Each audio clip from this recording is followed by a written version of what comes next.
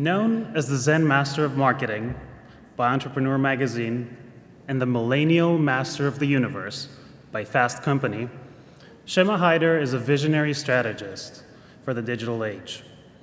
She's the best-selling author of The Zen of Social Media Marketing and an acclaimed international keynote speaker who's been invited to share the stage with the world's top leaders, including the Dalai Lama and President Obama. And she was recently named to the Forbes 30 Under 30 list. Please join me in welcoming Shama Hyder.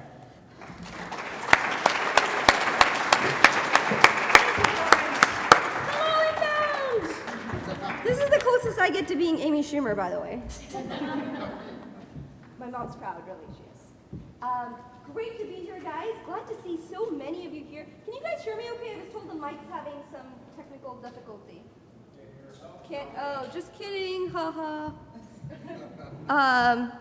Hey guys, do you think you can get me a handheld? Because I don't really, the podium things, I'm short. I'm 5'2" on a good day. And today is not that day. So I'm like 5'4", 5'5" at best. Yes? All right. Thank you, George. Give it up for George! George is an engineer, so he knows these things. Thanks, George. I appreciate it. All right. Here you go. All right. Let's start again, shall we? No, it's great to be here. It's great to see so many of you guys. I think of all the conferences I've been to, Inbound has the most energy. You guys stay out late, you get up early, you show up. It's fantastic. So let's talk millennials. How many love millennials? How many hate millennials? How many are just plain confused by millennials? Yeah, that's kind of the majority of. How many millennials would like me to stop referring to you as millennials? Yeah, that's kind of like the cry that goes out. All right, guys, for this presentation, I will be calling you millennials. For that, I apologize. I am one of you. I think it keeps things constant, but millennials, also known as digital natives, are kind of this the most talked about generation, the most reviled, the most loved. It's a very interesting group of people. And in 5 years, by 2020, they will be the majority of the workforce. Isn't that amazing? So we think of them now as a small group, but really when we talk about millennials now and managing them and marketing to them, really what we should be talking about is people and the workforce, because that's how... Hello, thanks. Okay, that's who we need. So here's how we're going to break this down. We're going to talk about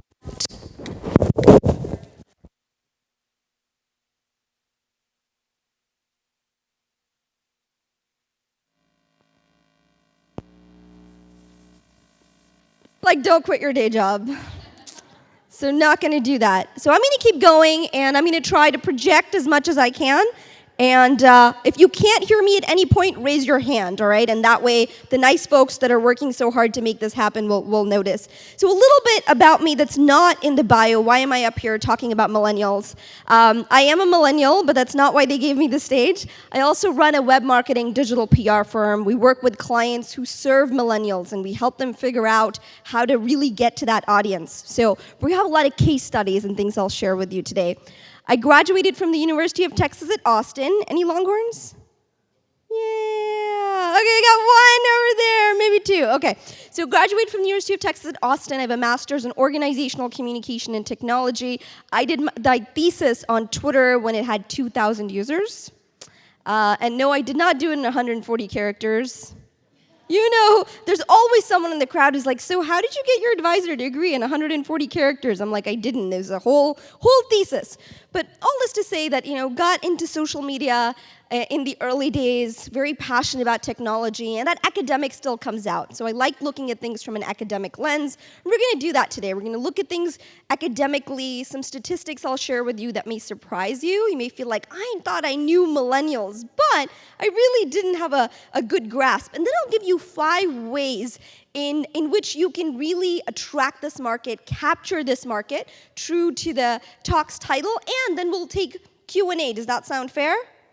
So here's what I'd like to do, because everyone in here came with a different goal, and you came in with, hoping that you'd learn something else. My goal is for everyone to leave here knowing something that they didn't know when they first walked in. Is that fair? Can we make that deal? And if I don't do that for you, please ask a question or talk to me after. That's my goal. When I go to sessions, because I've been attending too, that's important for me. I feel like I need to be able to walk out with something. So that's what I like to promise my audiences as well. So what makes a millennial? Who is a millennial? And if you look at the statistics, right now they'll say, anyone who's 18 years to 34 is a millennial. And that's a big group of people. But I also think being a millennial or digital native is sort of a mindset in many ways. Has anybody seen this video? I think it just encompasses so well kind of the future of technology and this generation. This is a 2-year-old. Has anybody seen this 2-year-old on YouTube? Which you might want to look at once you leave, but it's adorable because the 2-year-old, brace yourself for this, the 2-year-old thinks that the magazine is a broken iPad. How many of you guys are pretty excited when you pull out your tablets and things? You get a little kick, this is cool that I can do this. I do. It's a little thrill, hey, this is neat. But there's a whole generation where that's the default. And this video is great, by the way. This little girl has this iPad, and she is a natural. She knows how to swipe and click and move things around, and she's happy. And her mom takes it away and gives her a magazine, and she is just devastated. She doesn't understand why the pictures don't move. She flips it over, she opens it, she looks at her mom like, what are you doing? And and it's hilarious because then she thinks, she's 2 years old, so you probably just figured out how to use what? Your digits.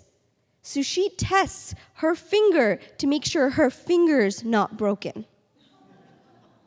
And she looks up at her mom like, my finger's working, so clearly this thing is defunct. Imagine a whole generation that would first think that maybe something in them had given out before they think the technology is not working. Right? It's a fascinating way to kind of think of how far we've come, how quickly. Also for millennials, they look at social media completely differently. It's not about a network. So someone earlier asked me, are you going to talk about Facebook, Twitter, and such? And I was like, no, not so much. Because these are tools and they come and go. But the broader concept, which millennials really grew up with, is this idea that people are now the media. People are now the media. And that's a huge shift. So if you've been chasing the next big social network, you're missing out. Because it's not about the platform. The platforms will come and go. It's about this greater mindset. And let's, take a poll really quick of the room, and this will be kind of an interesting experiment, and I do this with all my audiences. Last time you wanted to check out a good restaurant, how many Yelped it? Right? Movies, how many look at Rotten Tomatoes or reviews before deciding which movie to go see? And if you look around, you'll see that the majority of us share into this phenomenon. We buy into this. And we're not depending on one person to tell us, hey, this is good or this is bad. It's really, we're relying on each other, aren't we? We're crowdsourcing information in a way to make decisions. And this is very true of millennials. This is how they make decisions. They learn from each other. They're generally skeptical of authority. So telling them that this is how it is, it's usually not a great way to get things done. But building trust organically, and we'll talk about a few companies that are doing this really well, that's the way to go at it. So let me pause here again real quick and just ask, how many are here looking to market to millennials? That's a big part of your audience, just out of curiosity. Okay, the majority of you. How many manage millennials? Okay, how many own millennials? How many own some? Like kids, teenage, okay, whatever. Some of you own them. Okay, proud owners of a millennial, great, awesome. So I want to share some statistics with you that I think might be surprising to some of you, and it might help. And by the way, if you follow me on Twitter, @Shama, I will tweet these slides out, so you don't need to go wait to download something or whatnot. I'll just tweet the slides to you, so you don't have to feel like you're taking pictures or writing everything down. They are extremely educated. This generation is the most educated generation in the history of the US, of the world. Isn't that amazing? The most educated generation ever. And an educated generation means that they are naturally more skeptical, they ask more questions, and they want to be better informed. They're also richer than Gen X. Did you know that? The Gen Xers in the room are like, sure, why not? Take that too, millennials. You got everything else. Just go in and take the money too. But of the 15%, so if you look at America and you say how many people have wealth more than $2 million, right, accumulated wealth, 15% of that population is millennials. So this idea that millennials don't have money, it's absolutely not true. Now, they're more careful in how they spend it. They ask more questions. They do their due diligence. But this is a well-off generation. They're also socially savvy. They're connected. They want to know what's happening in the world. They look beyond just kind of what you're trying to show them. And this is interesting. Millennials love a good deal. You know how they say millennials are like, you know, they're kind of, I think we have the sense of they're kind of flaky in some way and they're just out there, but really they love a good deal. In fact, the 20 top apps downloaded by millennials, most of them are shopping and discount-focused apps. So if you're working with this market and you think, well, they're not, you know, they only care about what we do for the environment. They're not looking for a good deal. Wrong, they're looking for both. Isn't that great? So this is a very educated, socially savvy, they're looking for a good deal. They want to feel like they're getting value for what they're putting out there. So 5 ways to get up to speed with millennials. What's working with this crowd, this very educated, skeptical, diverse crowd of people who are really taking over the world? The first one is this sense that it's an identity-based ecosystem, and what in the world does that mean? All right, do you guys remember how I told you I did my thesis on Twitter? Right? And when I did my thesis, my question wasn't, hey, social media is awesome. You know, my question was, why in the world do people use social media? Specifically, I was looking at Twitter, and I said, why do people use Twitter? Why do people need to say, I just had, you know, a PBJ for lunch? Good for you. You know, or walking the dog. Wow, that's fantastic. You know, what's kind of the point of sharing our lives? And my hypothesis was that we do it to connect with each other, right? We do it to feel that sense of community, that sense of connection. It's for the grandma who wants to keep in touch with her grandkids in a different state. It's so we can keep in touch with friends that we make. But I was wrong. The primary reason people use social media is to showcase their own identity. And some of you are like, well, I knew it. We're so narcissistic. The world really is a giant selfie. Before we get carried away with that, let's step back. And actually, it's so funny, as I've said this, I've had anthropologists and art historians in the audience who've talked to me later, but it's fascinating. You know, when you look at the first cave drawings that are found, what do you think they're of? People, ourselves. So this idea of self-reflection is not anything new. We've been doing it since the beginning of time. The sense of who am I? I put that out to the world, I get feedback, and then based on that, I change who I am. Go back to kindergarten. The way you made your best friend, you sat next to someone, and they had a blue crayon, and you said, wait a second, I like blue crayons. And they're like, get out of here. No, and then they had maybe a banana for lunch, and you said, I love bananas too. It's like, wow, we're kindergarten soulmates here. But that's kind of how we become friends, right? That's how we connect with people, is you say, this is who I am, or like an inbound, like, I'm an inbound marketer. Wow, me too, right? And then you have your values reflected back to you, and then you change based on that. So not to make this too much of a lecture on sociology or even psychology, but what does this mean for marketing, and what does it mean specifically marketing to millennials or brands? So for the longest time, companies said, what does our brand say about us, right? Who are we, and what do we want to project? And this is very Mad Men era. How do we want our brand to be perceived? Now it's a different question. The question now becomes, what does our brand allow our consumers to say about themselves? Take a second to just think about that. Right? What does doing business with you allow me to say about my own brand? This is a fascinating switch, and a great example of this is Facebook's timeline covers. And Facebook is very smart. They're ahead of the curve on a lot of things. And when they introduced timelines about 2.5 years ago, people were complaining. They said, this looks terrible. What's up with this? But it's really funny. Like, I have this one friend, Jessica, was like, I hate timelines. This is a terrible look. And then every time in newsfeed, it'd be like, Jessica updated her cover photo. Jessica updated her cover photo again. Like, Jessica updated her cover photo for the 15th time. And it's because Facebook understands this concept, right? That people are really looking to showcase their own identity. Have you ever wondered why, like, the local cupcakery down the street gets more likes and more engagement and interaction than a conglomerate on some of these sites?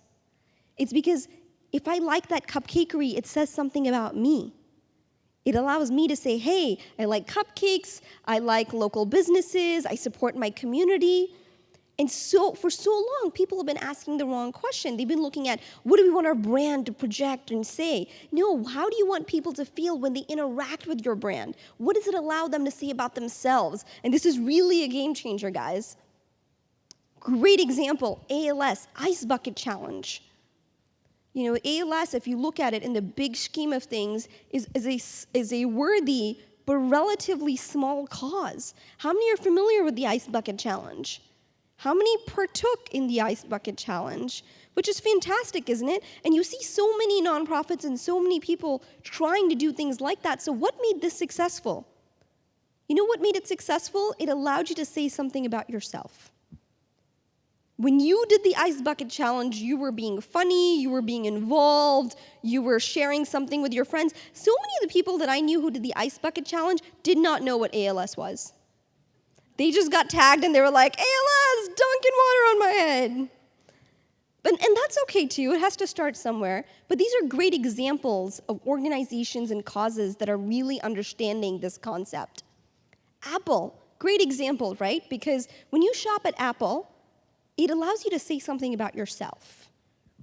Is that fair? Like Mac people, they kind of you define yourself. So it's less to do with the product and much more what it allows us to say about ourselves. And in fact, this next example is actually right here in Boston. How many have heard of Society for Grown-Ups?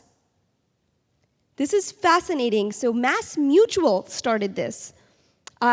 I speak to a lot of groups, and I was actually speaking to a financial organization, and they're all worried because the biggest industry that's going to be disrupted by the millennials, so the future in like 5 years, is the banking industry.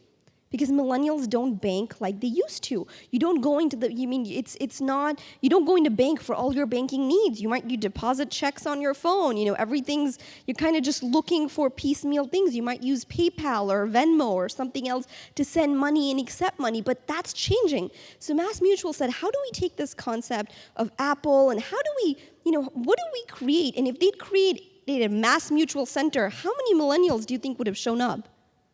Not many. So they created this awesome place, and they call it the Society for Grown-Ups. And they have classes here. They have everything from cooking classes to travel classes, but they also have financial planning classes. They also have their advisors come in and talk to millennials about paying off student loan debt, on how to save for their mortgage payment, on how to, find a good deal in real estate. So this is great because, and it's very successful. They're reaching the market by saying, what does the market want? Not, how do we want to be portrayed, and this is how banking's traditionally done. But they're asking the really important questions, and it's been a very successful project. They have classes that are absolutely full and technically sold out, and they're $5 classes. Now imagine a local bank trying to hold that kind of class, and they have to pull people to come in. And here, people are coming in. They feel like it's a place to hang out, to converge, but also, while they're at it, they're banking, they're making financial a financial commitment with MassMutual. They're doing business with them. So it's a fascinating way, and I think you're going to see a lot more of these pop up as time goes by. Second big tactical tip I can give you, make ETC your mantra. What does that mean? Educate. This audience wants to be educated. They're not okay with, hey, this is how we always do things. They want to know why. So when I was talking to the banking industry, I said, millennials don't want to just accept that there's fees. What are these fees for? Where are they going? Why am I randomly being asked to pay more? Remember, because this is an educated audience, they want more information. And by the way, don't mistake this for they just want more data. They do need wisdom. They want filters. There's a difference. I'll give you a great example. Would you say that there's plenty of real estate sites now out there that let you list and sell your home and buy a home? Right? There's tons. I mean, there's absolutely tons.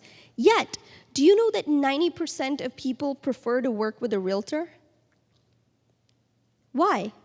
Technically, you can list the home, you can, sell it, you can buy it. You don't need a middle person. But for all that information, we still want wisdom to make good choices. That's just information. That's just data, right? But I still want someone to tell me, hey, you know what? Because this is a really good neighborhood with schools for your kids. Or by the way, I know this doesn't say this, but just down the street, they're building a new park that's coming up. We're still looking for that. Millennials are still looking for that. Transparency. Transparency is absolutely huge with this generation. How many of you, by the way, and this is a really, I think, a salient point for many business owners, how many of you are ever scared of a bad review online? And that's fair. I run a company. I'll tell you that's a fear I think most business owners share, right? Of someone saying something negative online, whether it's credible or not. Whether it's just some person who can say whatever they want, whether it's true or not. But here's the fascinating thing. These days, it's not a negative review that hurts you. In fact, if you have a negative review, but respond to it in a positive manner, in a proactive manner, do you know that it actually increases consumer trust? So if you have a choice between 100% perfect reviews and 90% great reviews, 10% bad, but you're responding in a really positive, proactive manner, that's going to get more trust and more customers through the door? It's fascinating, isn't it? I mean, think about Amazon. When you go shopping there, do you ever look at something that has all 5-star reviews and you're like, really? Nobody didn't like this product? We're skeptical. Millennials even more so. So that transparency, the ability to stand up and say, look, sorry, mea culpa, or here's how we'll make it better, that gets you more points. I really like Peter Aceto, and I don't know him personally. I follow him on Twitter because I feel like he's a great example of good leadership. By the way, there's Charlene Lee's session, I think, is after this on digital leadership. If you were wondering like kind of where to go, that would probably be a good one. I've read her book, and it's fantastic. So this idea is of transparency, of sort of owning up and saying, hey, this is how we do business. And that does start top down. So getting your top leaders, getting them to be more human, getting them to be more transparent.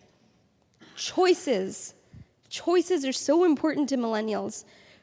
You know, they did a study and they found that 40% of millennials do not receive messages from businesses to the communication mode of their choice.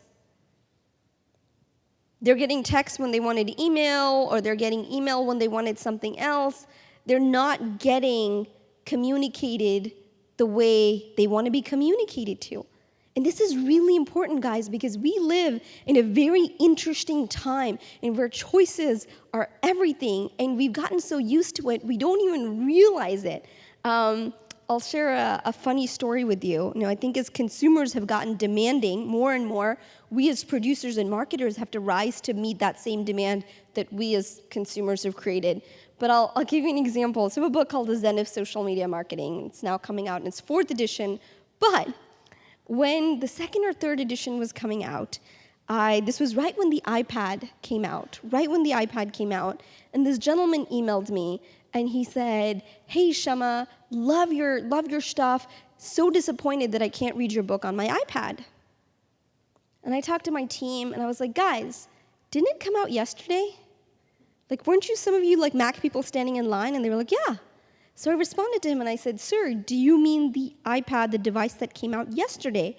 What do you think he responded with? Yes. He responded with yes. That's just how quickly things change and how we're used to getting, how quickly we expect that we get a new device and everything should just work seamlessly on it. These are the choices that we've grown accustomed to. Right now, for example, some of you are hearing this live. How many think, hey, I'd love to get that deck later. I'd love to see the slides later. How many would love to see this as a podcast that you can listen to while you work out? More hands. How many would like a video of this to watch later? Fantastic. How many of you would like me to print this, transcribe it, print it, and put it on your desk? Okay, you definitely need to be in this room right now for the session, by the way. It's like so glad you made this choice today. Good decisions, people, good decisions. But giving millennials choices, but it's not just a millennial thing, right? It's choices because we as a society are becoming that. So it's so funny because they call this session Capturing the Millennial Market, but it really should be Capturing the Modern Market because that's who we're talking about. Number 3, recognize the diversity in millennials. Do you know that 14% of all millennials are first generation? 20% are Latino and bilingual? Isn't that amazing? 73% like the multicultural aspect that new cultures bring to America versus 60% of boomers. By the way, all these stats that I'm sharing, they're based on a report that Nielsen produced in 2014. So in case you're wondering where I'm getting my statistics, it's Nielsen. It's a very diverse audience because even age-wise, they're so diverse. If you're serving an 18, 19-year-old demographic, they're into emojis. If you try to emoji a 34-year-old, they're going to look at you like, what? It's so funny because I have millennial friends, and a lot of them still like paper, and they print things out, and they write things, and so even in millennials, there's so much diversity in how they want to be communicated to, what they're looking for. Someone who's 21, their priorities are going to be very different than someone who is 32. Would you say that's fair? But they're all still grouped in as millennials. So when you're thinking about millennials, don't just use it sort of as a broad, like, these are young people, but really look at who's your audience and what is it that they're going to best respond to. Think multi-channel. This is also really, really big. In terms of, this is an audience that doesn't just use one device. They've got their laptops, their tablets, their phones, and they expect things to be very seamless. For example, when you start watching Netflix on your television, if you pause and you go to your iPad, do you realize you can pick it up right where you left off? There's not a gap, right? And this is an audience that's very used to that. They're used to a very seamless experience. So at a very basic level, you want to make sure that things are mobile friendly. I know that sounds like really elementary, but there's so many sites I see that are still not mobile optimized, or people are looking on smartphones and they're interacting through multiple devices at once. Sometimes you can listen and it's really direct, like someone on Twitter will say, I'm so tired of brand X, or I hate banking with, or man, the store is terrible. And that's great because that's your cue to respond. Sometimes these signals are a little more detailed, right? And it takes a little more digging to get to the bottom of it. But think multi-channel and think how can you decode these signals. Number 5, what moves millennials most is other millennials. So Bentley University has been doing a lot of work on millennials in the workplace. And not only my millennial CEO and we work with clients, we also have millennial employees. So I would say 50% of my workforce is millennials. And I will tell you that same thing that Bentley found, that they're motivated more by other millennials than anything else. What their peers tell them matters more than what a TV ad's going to tell them or what your company tries to tell them. And there's ways to leverage this, but that's just the kind of the important thing to keep in mind. Bentley University asked me to do their convocation address 2 years ago. And they said it was extremely well received. And I was thrilled, and I was thinking, wow, there's a lot of great convocation and graduation speeches out there. But I realized that as I got feedback from the students, the most common thread wasn't, wow, you said this and it really moved me. There was some element of that, but there was a sense of, wow, you're like me. You're not that much older than me. This is really cool. It was cool to see someone in our age group speak, or there was that relatable aspect, and I think that's why it resonated so well. And that's true. Studies show that leveraging other millennials will have a lot more impact. Here are some examples of millennials. How many are familiar with Ramit Sethi? Interesting. How many of you are familiar with I Will Teach You to Be Rich? It's a very interesting blog community. Ramit has over over 1 million followers and people who follow his financial advice. More than most banks can ever hope to get, more than most credit card companies can ever hope to get. And this community follows him. They love his tips. They'll sign up for the account he tells them to sign up for. They will do, he's really built a lot of trust with this community. How many are familiar with Michelle Phan? Okay, funny that more guys raised their hands on that one. I don't want to know. All right. So Michelle Phan is a millennial. She started a YouTube channel for makeup, quickly amassed more than 1 billion views on one of her videos, and L'Oreal partnered with her. And she's partnering with a lot of different types of companies now that want to reach that demographic and audience. So there's millennials almost in every industry that have trust and have built up a strong reputation within that community. Here's another example. When I talk about leveraging other millennials, I don't mean that you have to get Bieber or you have to get the Kardashians or you have to get, these huge influencers. You have to find influencers in your category. So one of the things that we've been doing a lot lately has been influencer marketing for our clients. And here's one of our clients, Promax. It's a nutrition bar. And we essentially reached out to what you would call influencers. And by the way, they found in 2014 that for every dollar spent on influencer marketing, the ROI was $6.85. So it's absolutely huge on how much impact these Instagrammers and these Twitter users and these Facebook users have. So for Promax, we got bars and we sent them out to very key influencers. And, full transparency, they could say they got the bars and they would talk about it. They would choose the social channel of their choice.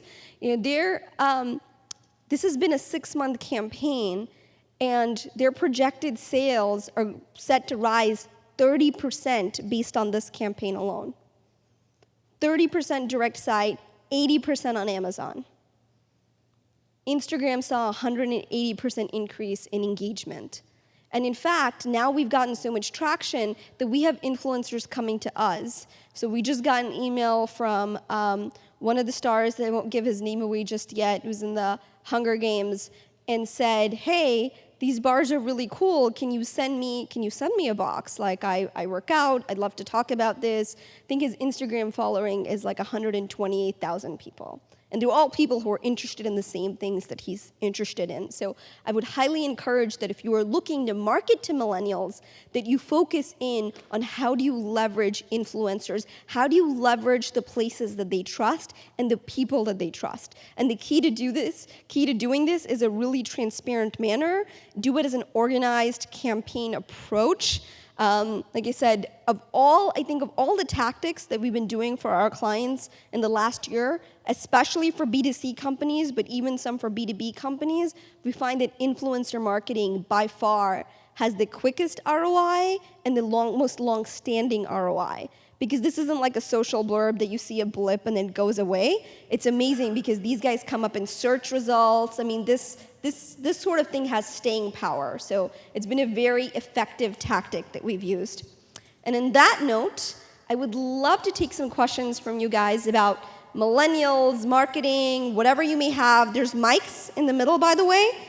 For those of you who are heading out, have a great rest of the conference. And I will tweet out the slides. So if you're looking for the slides later, please go ahead and follow me. Or if you have questions and you don't get to them yet, you can also email me. So meanwhile, I'm happy to take questions. So please feel free to come up here. Thank you. Yes, ma'am. That was awesome. I couldn't take notes fast enough. I appreciate that. Thank you. I had a question from my company's perspective. It's in recruitment. In employee recruitment and Yes. recruiting employees and tweaking and shifting the way that we approach that. Do you have any specific advice around that? Yeah, absolutely. So I actually do a lot of work with companies, and I've done a lot of speaking engagements for organizations that are looking at recruitment specifically of millennials. One of the most easy tactics I can give you, like things that you can do right out the door, leverage other millennials and let them tell the story about what it's like to work for the company. By far, one of the most great things you can do. For example, we already get a lot of intern applications. We get a lot of applications in general, but we saw a huge uptick when we started letting our interns blog for us. And so once a week we have like from an intern perspective, and they talk about like the projects they worked with, what their experience was like, what their supervisors are like, and that's been really effective. Again, it goes back to leveraging other millennials. So that would be like a really quick tactic that you could implement. Is it? Hey, scarf, yes. Oh, okay. Hi. I like it. Thank you. So I was wondering if you can tell us a bit about getting millennials to actually donate or contribute to non-for-profit organizations, right? I mean, I'm a millennial, but I find that often we care about these things, but we don't actually do anything besides talk about them. Yeah. So that's a great question, and they actually have done a lot of studies on this, not just millennials, but how do you get people to give in general. Yeah. And they found that the majority of the reason that someone doesn't give, and they looked at a sample of people who have given in the past, they're comfortable with technology, so it's not any one of those reasons, it's because they didn't feel like their contribution was going to make a difference. Okay. And what that means is, for nonprofits trying to reach that crowd, tell them a better story that lets them connect with what they're doing, right? So for example, Kiva does a great job of this, because you're not just giving money to Kiva, but you're actually supporting that farmer in Ecuador, right, to buy a cow for his fields. Like, you feel a very direct connection. So for nonprofits, that's really the way to do it, is how do you make them feel like that money that you're giving is going to directly make an impact? And of course, every dollar does, but it's that idea of kind of showing that in real time and letting them feel that difference. That's really the trick to getting people to donate. Mm-hmm. Versus just talking. Exactly, showing them. And again, Kiva, great example, because when you look at what you're donating to, there's stories of people. You're talking about Yasmin, who has 4 kids in school and a husband, and she's got this lovely little candy store, and she just needs $200 more so she can buy this one thing and expand her business. Having that sort of story and connection, that's what allows people to give. Okay. So great question. Thank you. You're welcome. Thank you. When working with influencers, how do you do so it won't seem fake? I mean, when I see Messi with a Herbalife T-shirt, I don't see that working. So I don't know if you have some tips again. So that's a great question. Thank you. So how do you keep influencer relations really organic? And I think here's the thing. You have to personalize. Well, let me first say this. It takes time, right? You can't say, here's 15 influencers I found. Here's one email that I'm going to send to them all. It takes time because you have to build a relationship with them. A lot of times when we identify influencers, we'll start retweeting them. We'll start engaging with them. We'll start commenting on their blogs. So we'll start building that relationship long before there's any ask, even if the ask is, here's something free, write about us.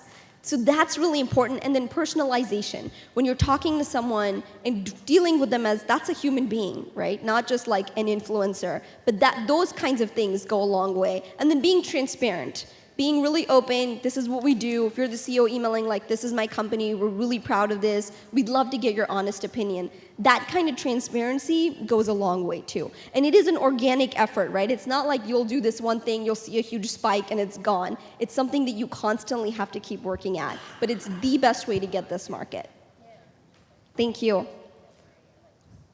Hey, Sorry, Shama. One here and I'll hop back. Yes, Hey, ma'am. Shama. Hi. Any tips on getting millennial research scientists to share socially?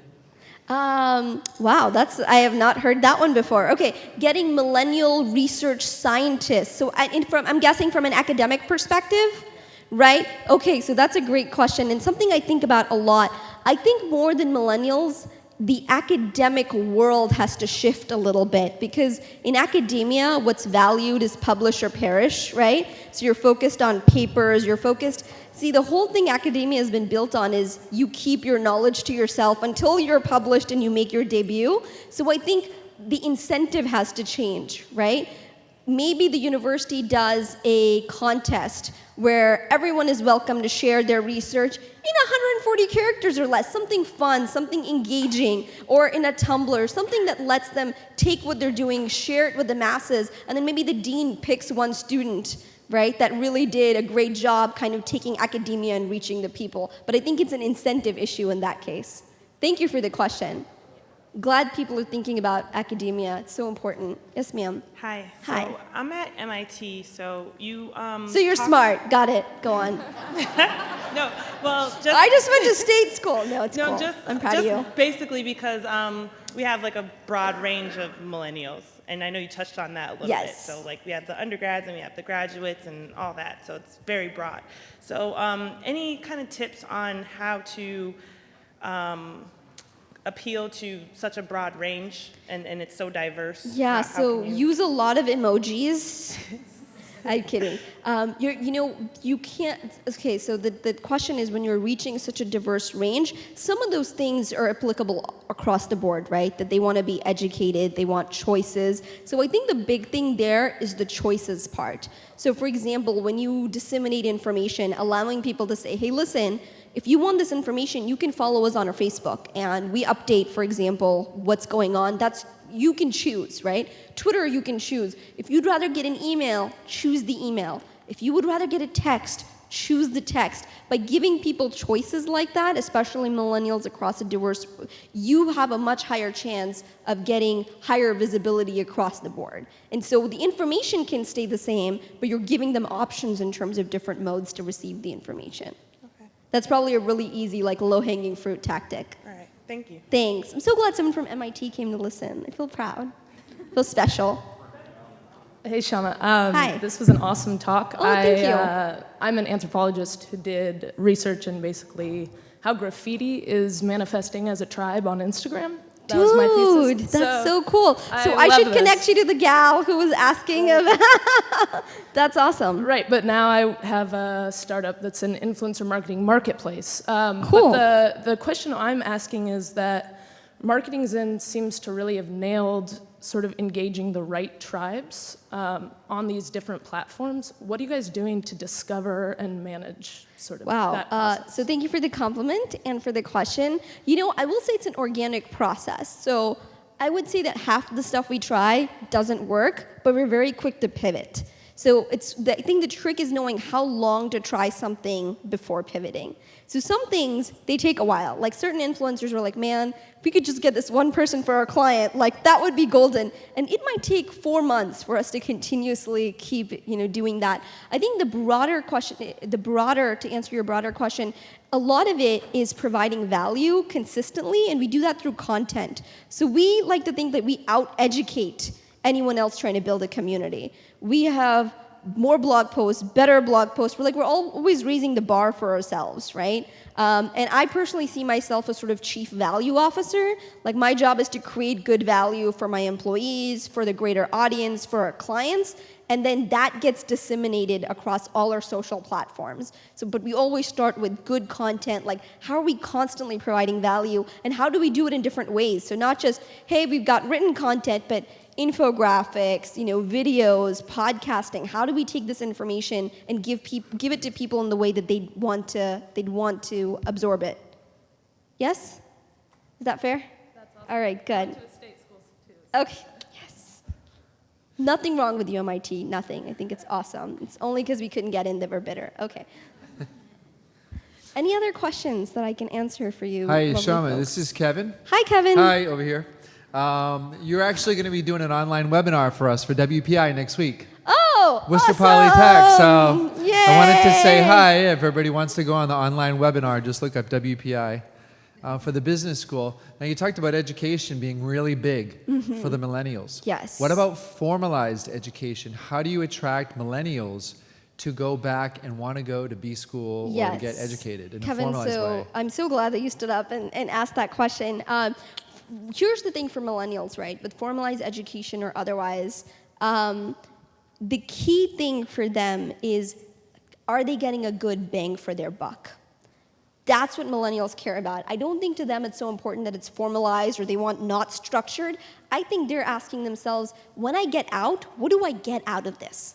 So for formalized education, for B school, I think they need to change the value proposition. It's not enough to say, well, we can get you, you can intern at Goldman Sachs for 2 years and do that's not enough of a value proposition when someone's like, but I can get a great letter to someone at Goldman Sachs, and it'll go, it'll get picked up, and then I'll get the internship. So because there's so many different routes, right, to get to end goals, B School really has to position itself to say, here's why we're the best, fastest, smartest route to that. So I think in some way you have to think beyond like just classes, right? Here's what we offer, but what do you help them get at the end of the day? So if I'm going to invest X amount or the 40, 50,000 or whatever business school costs, how am I going to recoup that? And you're thinking about millennials, many of them are already saddled with undergrad debt. So that's a big thing, right? So how am I going to get out and know that I'm just not in more debt now? What's, at the end of the day, how am I going to get more value? And I think that's the question millennials always ask themselves. Great, thank you. Thank you. And at that point, they're telling me to stop. So you guys have been a lovely audience. I'd say I'll be here all week, but I'm leaving. So